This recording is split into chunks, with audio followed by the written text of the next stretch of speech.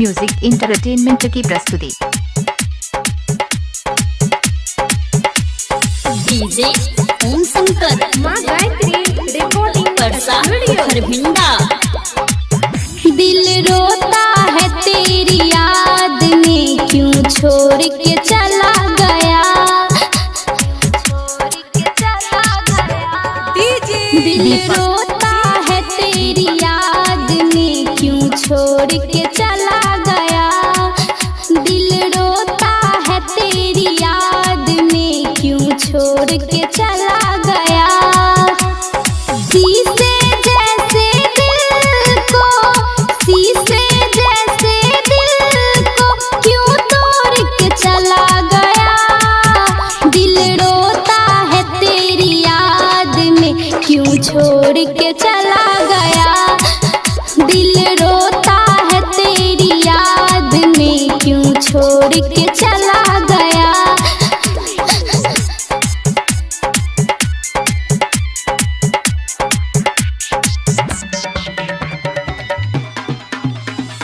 DJ ओम शंकर परसा खरभिंडा। आंसू मेरे देख कर रोता है जमाना। मैं तेरी दीवानी थी, तू मेरा दीवाना।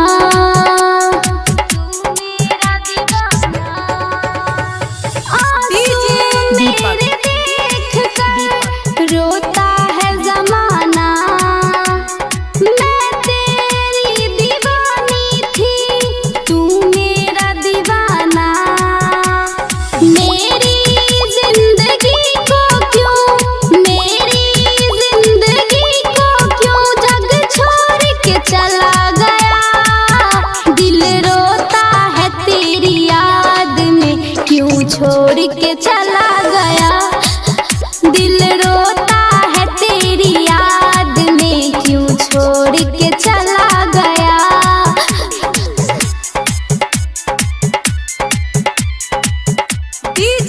दीपक डीजे ओम शंकर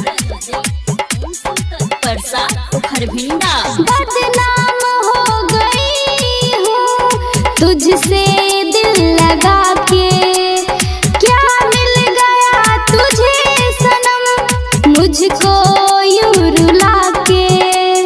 मुझको यूं रुला के। बदनाम हो गई हूँ तुझसे दिल लगा के। क्या मिल गया तुझे सनम, मुझको यूं रुला के। किस बात पे तू मुझसे, किस बात पे तू मुझसे मुंह मोड़ के चला गया।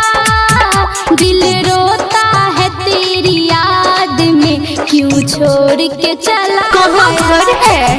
दिल रोता है तेरी याद में, क्यों छोड़ के चला गया।